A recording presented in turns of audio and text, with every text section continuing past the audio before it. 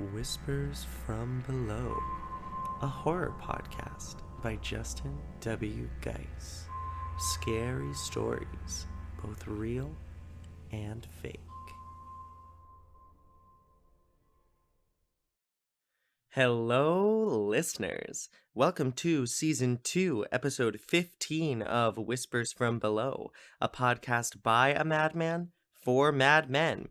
I'm your resident psychopath, Justin W. Geis, and today's topic of discussion is the top 15 horror movie villains. Now, before I get into the episode, I have a couple things that I want to say. First of all, above anything else, this is yet another fan-suggested episode. Again, a friend of mine, but also a fan of the podcast, gave this idea to me, and I thought it would be really fun to do as like a Season 2 closer. So for episode 15, which is the last episode of Season 2, I figured I'd do 15 horror movie villains. So shout out to Emma Martin for the amazing idea. Thank you so much for listening, and thank you for giving me the idea.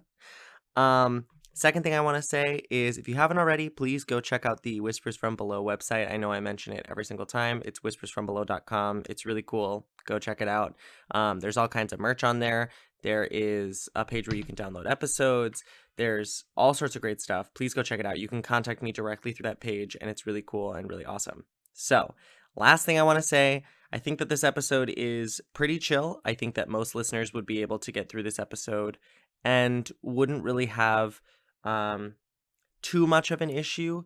What I will say is that some of the villains that I talk about have done some pretty awful things, and there will be spoilers ahead for some of the movies, just because I'm talking about like mostly the main antagonist from them. So just like keep that in mind if you like haven't seen this movie yet, or you want to see it and you don't want any spoilers. Like, just skip it, move ahead a couple minutes, and you'll get to the next person on the list if you don't want to know. So, without further ado, let's get into the episode. So, I know that a lot of y'all are going to fight me for this list, and I want to say that, like, if you don't agree with me, that's fine, because this is my opinion. So I'm really sorry. At number 15 on the list, I have Chucky, from Child's Play. He is a serial killer from the Child's Play franchise. He was a real man named Charles Lee Ray, who then like was dying in like a toy store and used like this voodoo spell to like put his spirit like into a doll. And the longer he stays in the doll, the more human he becomes, something weird like that.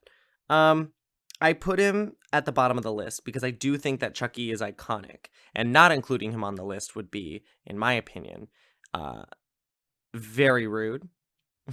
I just think that he's too well known to not be on like a top 15 list, but I don't think that he's necessarily the scariest film. I mean, it's meant to be kind of like goofy and campy. It's meant to be a little ridiculous. And although it's like kind of a creepy doll, it's not like an Annabelle or anything like that where it's like way scarier. Like it still kind of looks like a kid's toy, which is the point, but I just feel like it's not really like the scariest, most awful villain. Also, I should say, like, my criteria for these was sort of like how iconic they are, how dangerous they would be like in a real life situation, how much I was scared while watching the movie, how much the series progresses, like if there are any huge like plot holes that happen in it, which like with most horror movie franchises, yes, there will be. But just like little things like that, I wanted to like make sure I kept on track when I was making this list. And I just feel like he's sort of at the bottom of everything, but he's so iconic that I wanted to put him on the list. It's like a pretty interesting concept, but like altogether, he's like not terribly scary. And the series gets like much campier and sillier as it progresses. Like it gets way worse than the first one. So Chucky is at 15. If you're more interested in that film, I have an episode on that. I can't believe I forgot to plug that. I did an episode on that this season, I think. So go back and check that out. It's the Child's Play episode where I just like dissect the movie and like talk about it and like outfits and stuff, and like it's fun. Go check it out. At 14, I have Ghostface. Ghostface is not one person, but like multiple different people within the Scream universe, and like the Scream series.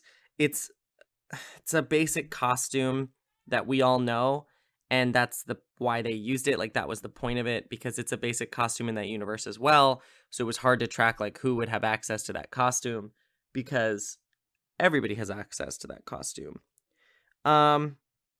He's basically like a serial killer in each film, but it's like a different person every time. Uh they're usually really dumb, if I'm being 100% honest. He's lower on the list because, like, again, he's like Chucky. I feel like everybody knows Ghostface's face. Like, he's such a pop culture icon. Um, and the first scary movie, like the parody movie, is making fun of Scream the whole time. Like, I feel like it's one of those films that people really connect with and love, but they're kind of like bumbling. They're like bumbling idiots. Like, none of them actually really do a good job.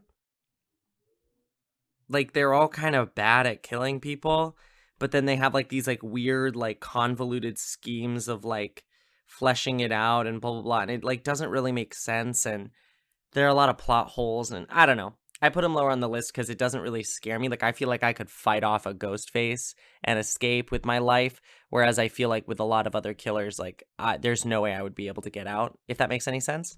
I also wrote, the phone calls are cute though. I really like all the phone call scenes in Scream. I think that those are really classic, and I'm pretty sure those are all voiced by one guy. I think he voices all of the phone calls with Ghostface, but he doesn't voice like the actual, like he's not the actor playing it. I'm pretty sure. I could be wrong about that. But so Ghostface, 14. Number 13 on the list, we have Leatherface. Leatherface is a murderer slash cannibal from the Texas Chainsaw Massacre series. He's called Leatherface because he has a mask made of like someone's skin. It's not really leather, it's like people skin, which I think probably went through like the leathering process when you look at it. He's pretty scary, like, and intimidating looking, and obviously wearing like someone's skin as a face is like a little bit much. But he's not really in charge of himself, and it's very clear in all the movies that he's not particularly intelligent or in charge of his own like destiny. He's like basically just ordered around by his family. So he's not really like he's not really in control of what he's doing.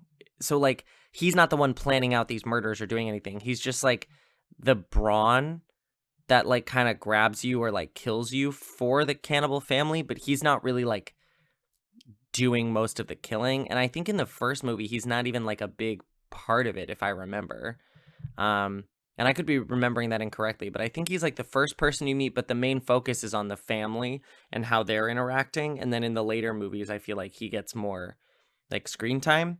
But the other thing to consider too is that this gives like a lot of fans like empathy to him, because they're like, oh, maybe he's a good guy. He's just like in an abusive family relationship and like can't escape.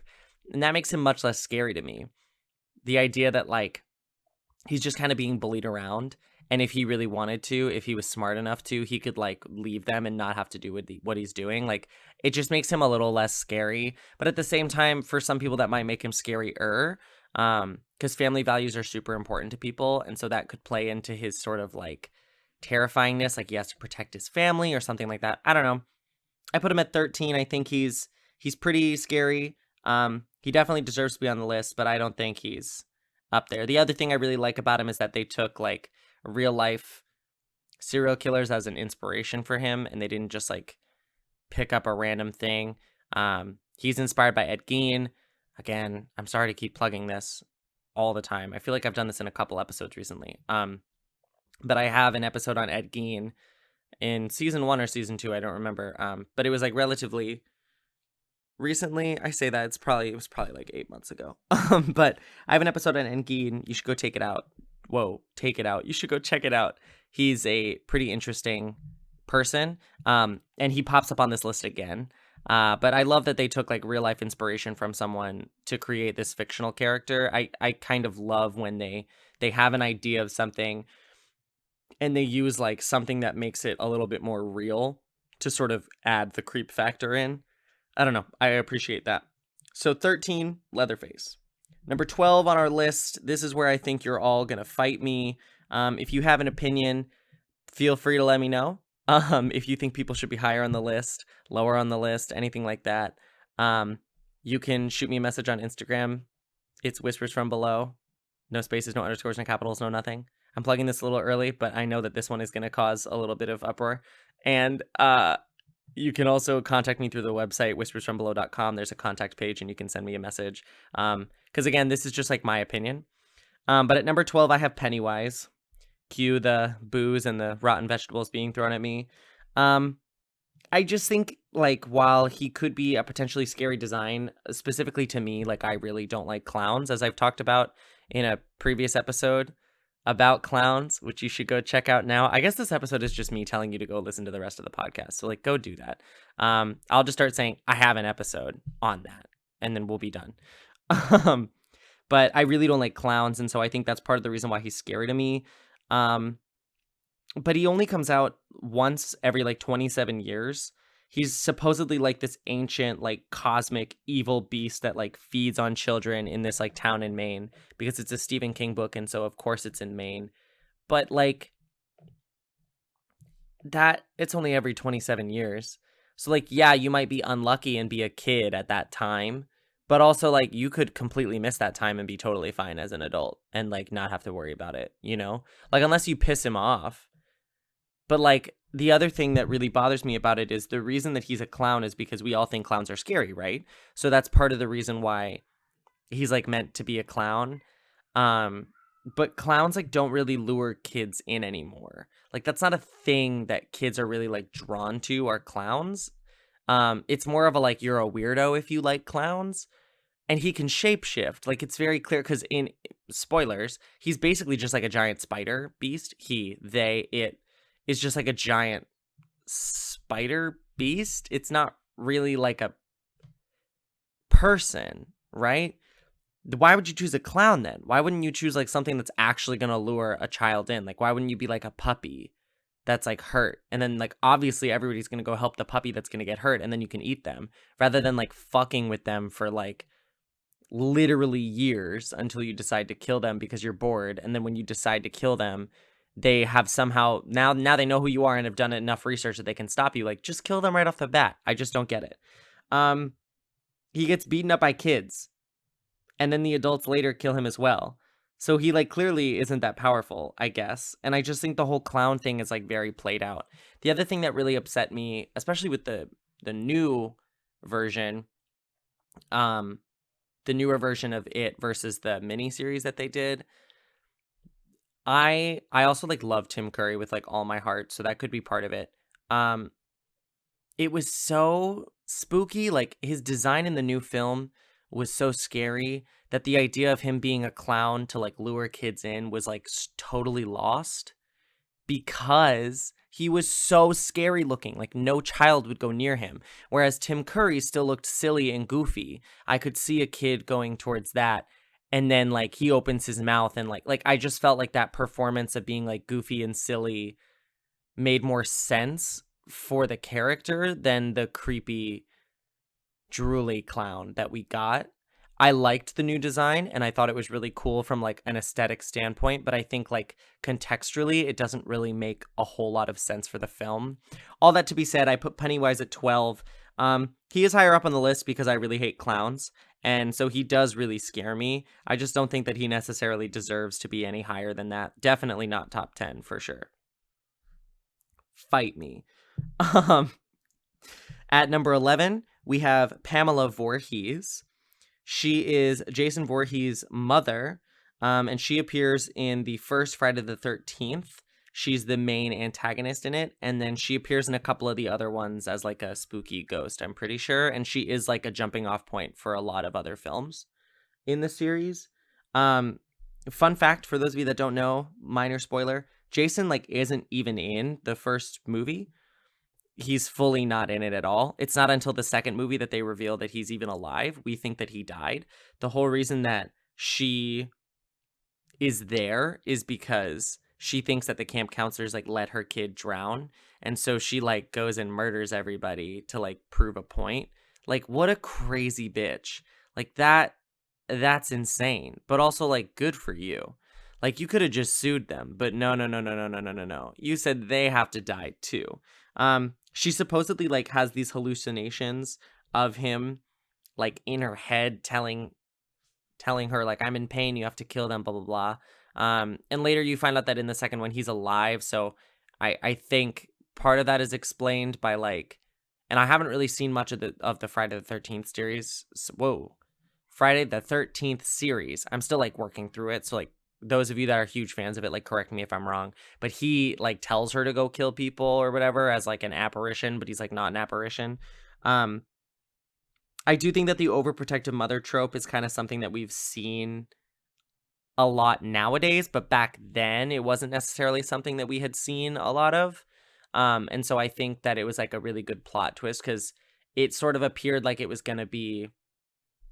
I think the other thing too is a lot of people assumed it would be like a man who was murdering because typically in movies like that, it's a man or like a masked killer. And to sort of make it like a mother that was just like heartbroken, like kind of changed how we view like slasher films, and it was one of the first of its kind. Like it was a very influential movie.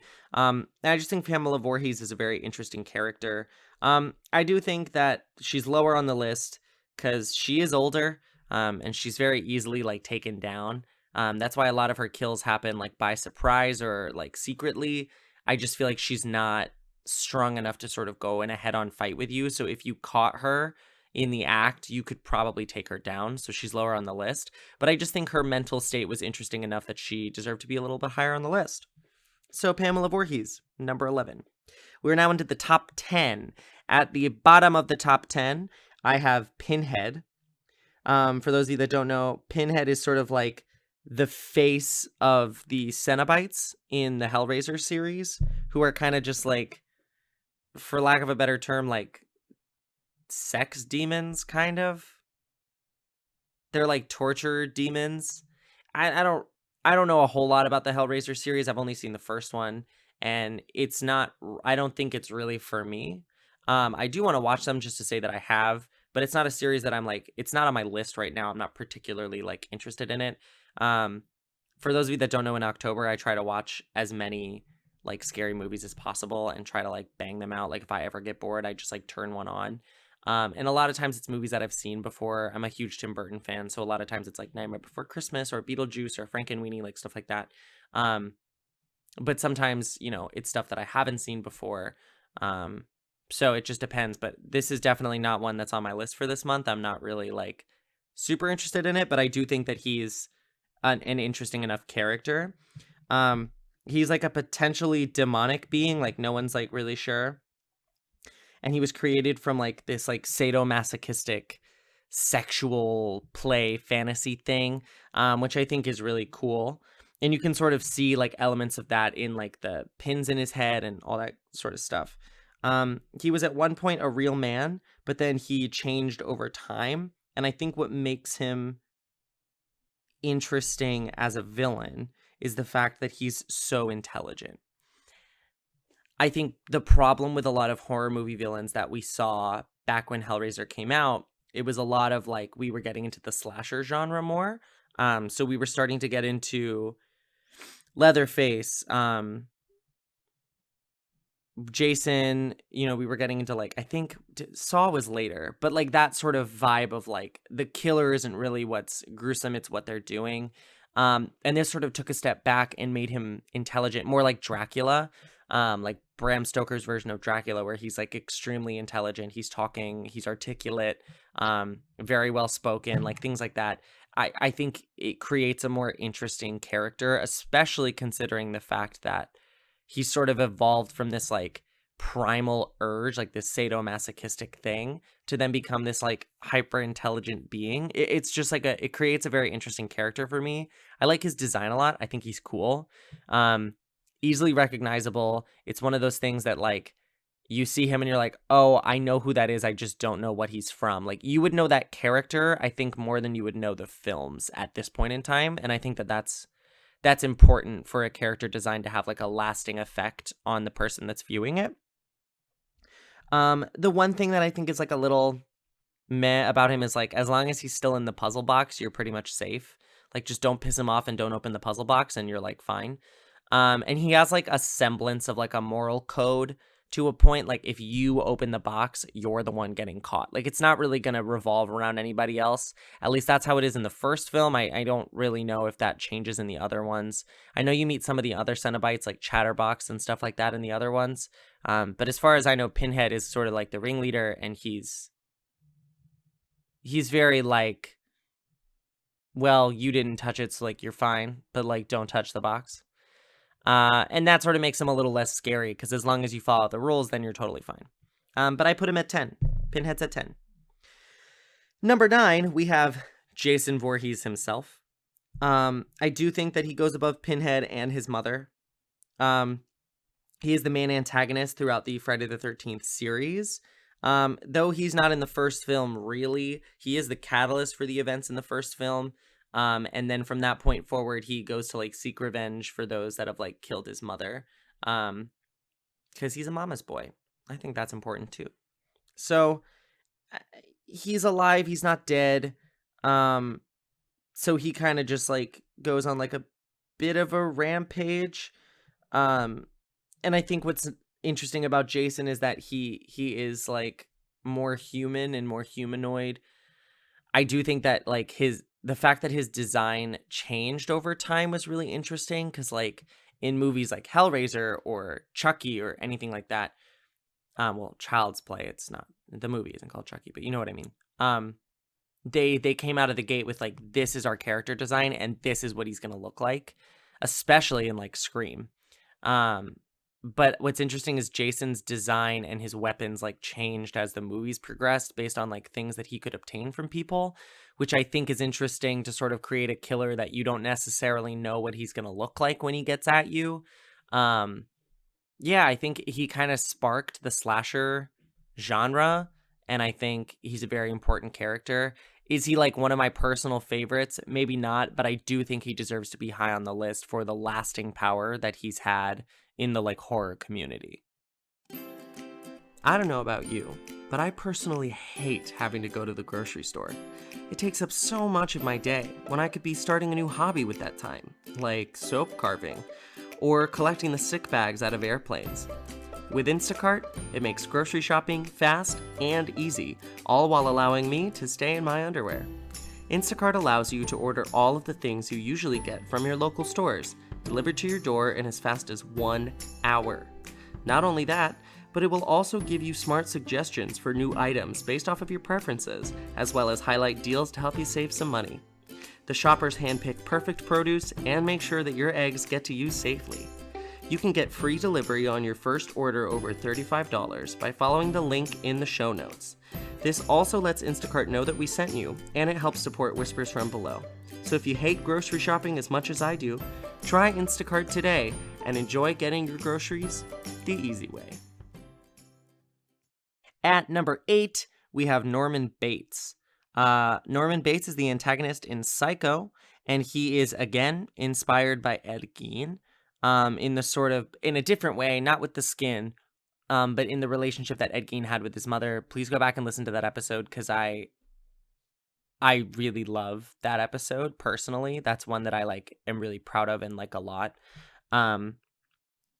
And what's interesting is all of Ed Gein's like back history, where his mother like basically told him that like she was the only woman that wasn't gonna like send him to hell, and like all women are like whores and blah blah blah. So we had this weird thing where his mother was so important to him. And I just think that like Norman Bates shares that same psychosis, and that's always interesting to sort of see what you can do. It's the same thing I was talking about earlier with Leatherface. It's interesting what you can do with like an idea from a real life case in this fantasy world while still keeping it grounded. I feel like Norman Bates is a very grounded killer. Like his mental state is believable and it makes sense. It's one of, I mean, Psycho's an iconic film, so like there's not really much I can say about Psycho. But in the other movies in the series, he sort of inspires like copycats, and even in real life, I'm pretty sure there have been copycats of like Norman Bates and what he's done in the film. He is mentally unstable, but intelligent enough to sort of like elude capture and sort of like track you and make sure that he can like kill you how he wants in his particular way, which I think is a dangerous combination. And I think he's put in like very believable scenarios. The multiple personalities thing is a nice little touch. It's not like super necessary for us to believe that he's mentally ill, but I think it sort of adds an explanation that makes sense. And I think that's part of the reason why Norman Bates is high to me on this list than other people, is for the believability aspect. It's something that like would scare me because I could see that happening down the street from me, and like I wouldn't be shocked that that was a real case.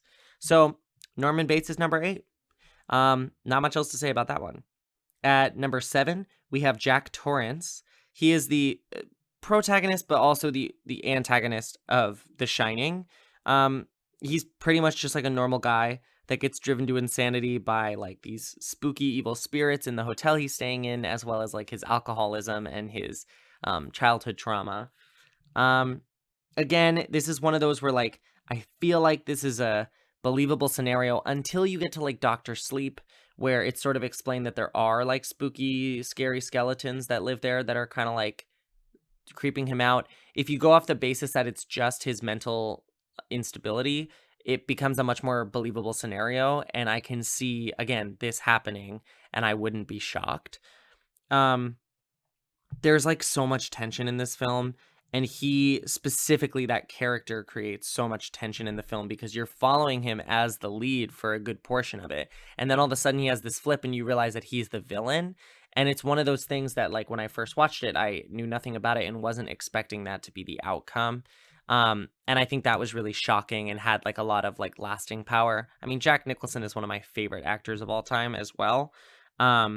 This is rated one of the best film villains of all time by the American Film Institute. So like he had to be on the list. He's an absolutely amazing character. I think his story arc makes sense. It's believable. He's spooky. He's scary. And super mentally unstable. So he's number 7. At number 6, we have Dr. Hyder. I hope I'm saying that right. Joseph Hyder. He's the antagonist in the Human Centipede films. Well, film. I don't think he's in any of the other series, but he sort of sparks the events in the other series. He is one of the most perverted and disturbed villains on this list. And that's why I think he's so high up, because he believes that what he's doing is for the greater good of science, and it's so messed up. For those of you that don't know what Human Centipede is about, this is a warning. This is like really nasty and disturbing and gross. It's a really gross film. If you don't want to see it, please don't. It's not one of those things that I feel like everybody has to see. Just don't. He basically sews people like ass to mouth so that he can create one long digestive tract. Because he was like the lead scientist on Siamese twins and like, separating them. And he was like, but what if I could create like a Siamese triplet, basically? He sort of considers the Human Centipede as a pet. And part of what's really scary about him is that he is so intelligent. Like he's so smart. And he knows what he's doing, which is what's horrifying. And he's willing to lose the pet. It's an experiment. So, like, your life does not matter to him. What matters is his experiment. And so he's putting science above your life, which I think is a really scary thought. Like, for example, like, he makes sure that all of their blood types match before he sews them together. Like, he wants to make sure that it's actually going to work and function. Just some crazy shit. No pun intended. He thinks that like all of this that he's doing is in the name of science, and he's a very violent person. I think what makes him so particularly scary in my brain is not like brawn, because obviously like he's a skinny man and he kind of gets like the shit kicked out of him a couple times in the movie. It's more like the fact that you are just a number to him. You're just experiment number 1, experiment number 2. Like you're not a person anymore, because he's so unstable that he just believes that science is like the way to go, and he doesn't care about like human life at all. I just think that that's a really fascinating idea for a character. While the movie is not necessarily one of my favorites, I do think that he belongs high up on the list for his like sadistic nature. Yeah.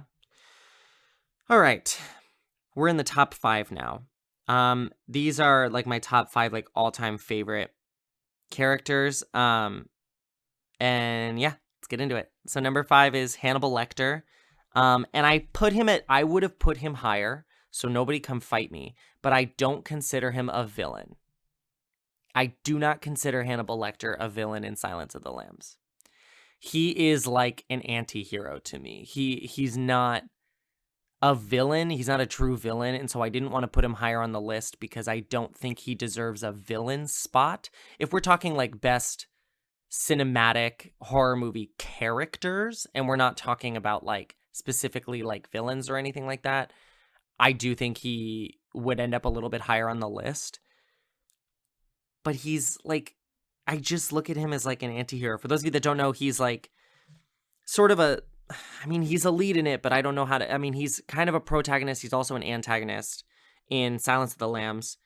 He is so incredibly smart. This is one of my favorite movies of all time, so sorry if I'm like gushing, but he is so smart. He's an incredibly smart man. He knows exactly what he's doing. Every movement that he makes is extremely planned out. He's a former psychiatrist who then is like a cannibal serial killer and has like no emotions, he can dissect you both physically and emotionally so quickly. He's so terrifying, and especially his Anthony Hopkins' performance in the movie is like, he got an Academy Award for it, like obviously.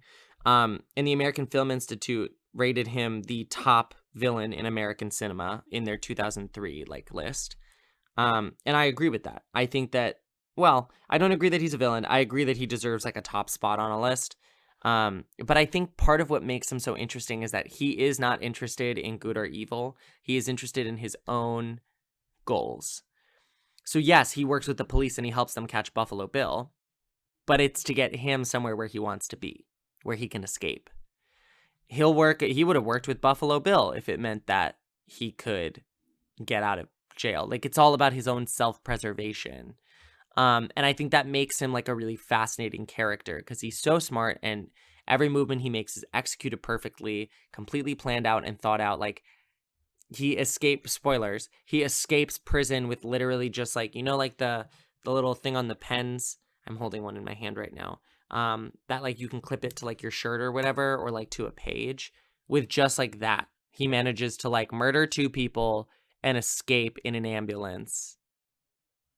Like, it's insane how smart he is. So I would have put him higher, but I truly don't think he's a villain in the traditional sense of the word. So I don't think he belongs at the top. That's number 5. Number 4, we have Freddy Krueger.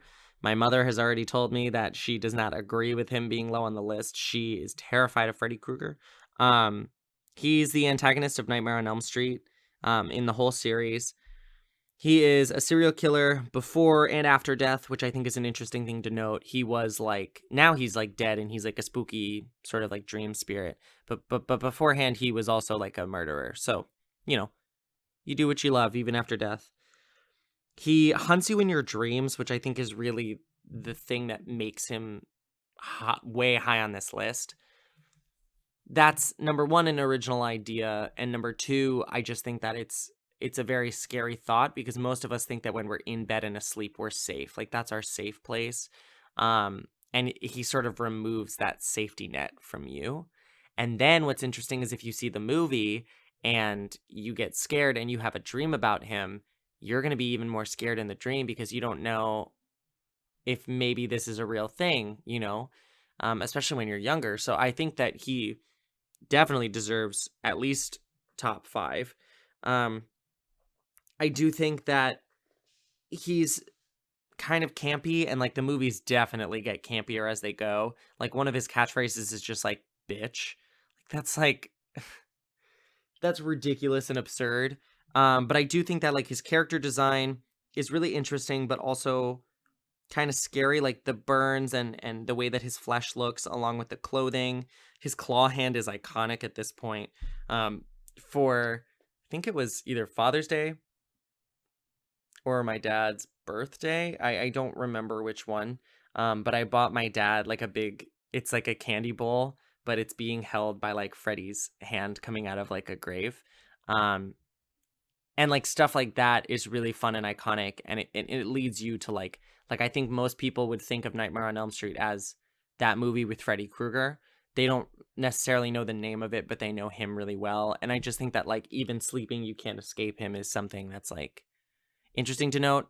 I do think he's campy enough that I don't think he belongs any higher than where he is, because it is such a like that scene in the original where he's like, "I'm your boyfriend now, Nancy." Like stuff like that is just like, it's meant to be kind of silly and fun.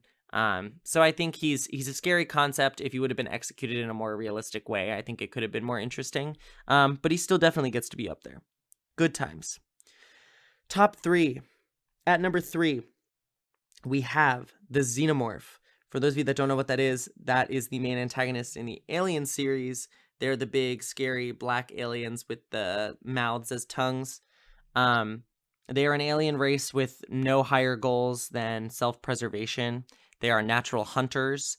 They have one single, like, fertile queen, kind of like wasps, that breeds them. And similarly to wasps, they do births where they, like, inject an egg into a live creature, and then they will hatch the egg inside and then eat them from the inside out. For those of you that don't know, wasps actually do that.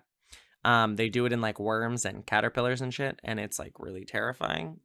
You should Google it. It's a real thing, and it's really, really scary, and it makes me hate wasps even more than I already do. But that's how xenomorphs like reproduce.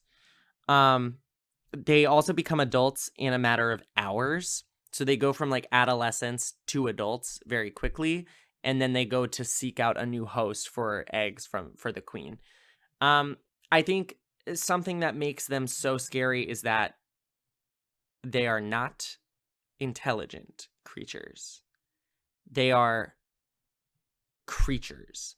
For those of you that haven't noticed, I didn't put I don't think any sci-fi on this list yet.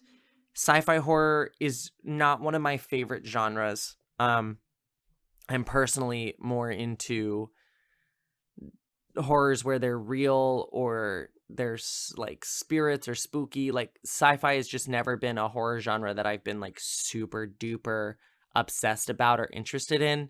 But Alien specifically, I think that everybody knows. It's the same thing I've been talking about this whole episode. Everybody knows, even if they don't know it's called a xenomorph, they know the alien from Alien.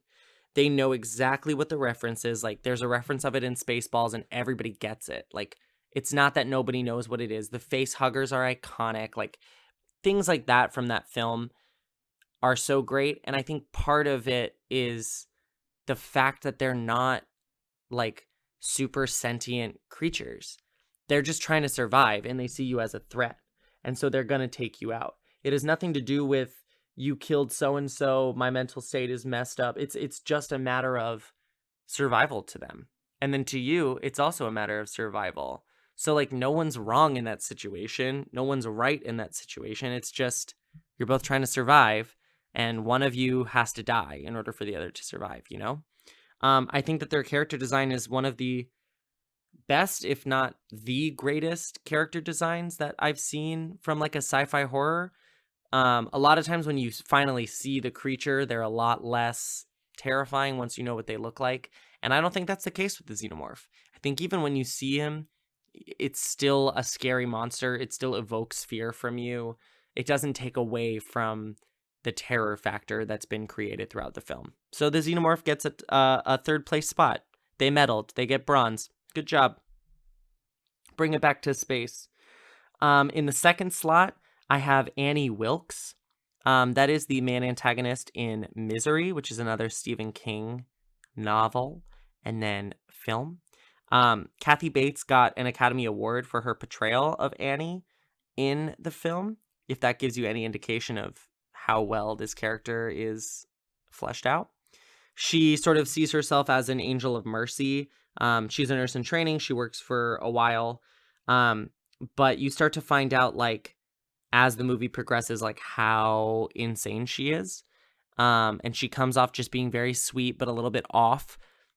And then like you find out that she's like this massive serial killer that has eluded capture for like years and years and years and years. She has this like stalker obsession with this one author. There's that iconic scene where she has the sledgehammer and she like breaks his legs so that he can't get out of bed, and she keeps telling him to write like the ending that she wants out of the story and like blah blah blah. I just think that's scary, and I've talked about this in many an episode. I have a couple episodes on like stalkers. There's like the Rebecca Schaefer one. I have the kidnapping ones that are all over the place. I think the other one was Mary Stauffer and Rebecca Schaefer, I think, were my two stalker ones. And then I also have the Golden State Killer, which he like stalked and raped a bunch of his victims. But I've talked about it before in past episodes. Stalking is like my worst fear.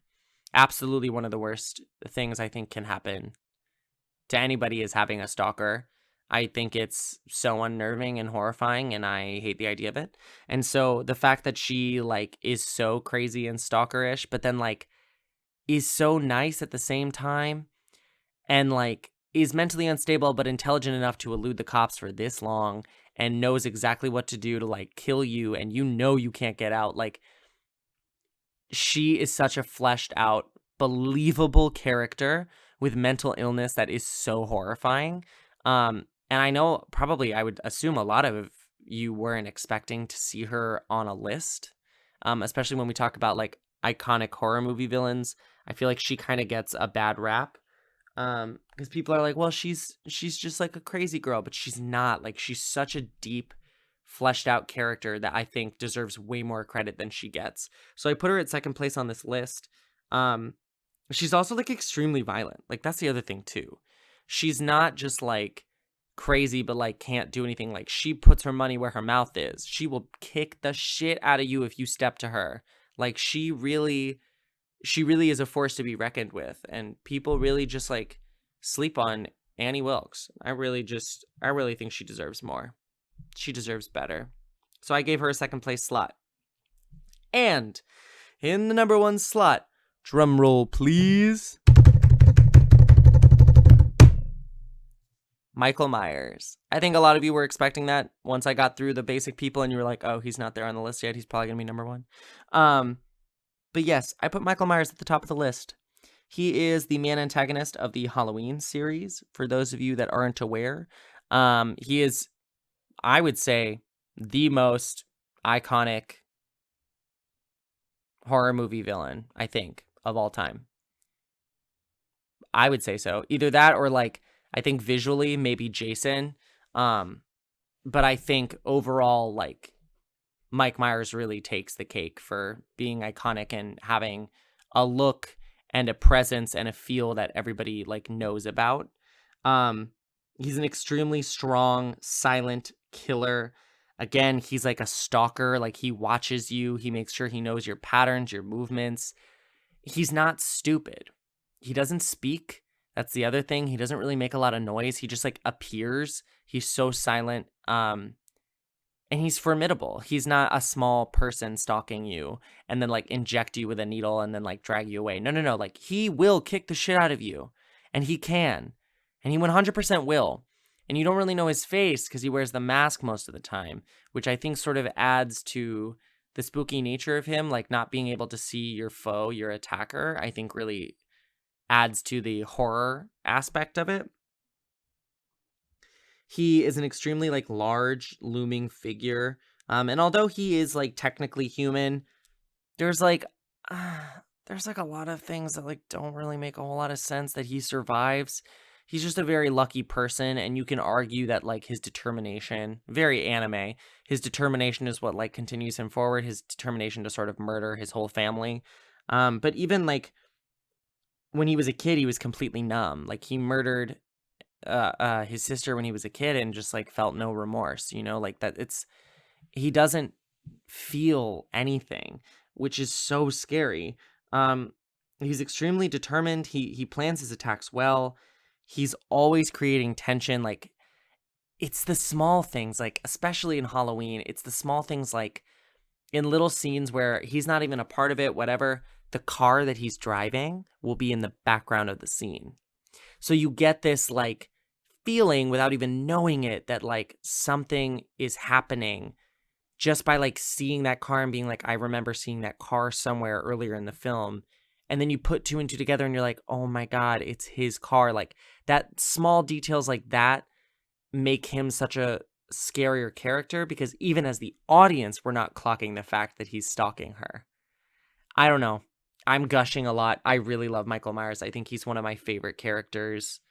One of my favorite franchises too. The Halloween franchise, I think, is one of my favorites. I still have to see the new one that came out like a year or two ago, and I like missed it because I'm a clod and like haven't seen it yet. It's like on my list. Like it's like the next thing I want to watch. But yeah, that's the top of the list. So a quick review of the list. At 15, we have Chucky. At 14, we have Ghostface. 13, we have Leatherface. 12, we have Pennywise. 11, Pamela Voorhees. 10, Pinhead. 9, Jason Voorhees. 8, we have Norman Bates. 7, we have Jack Torrance. 6, we have Dr. Hyder.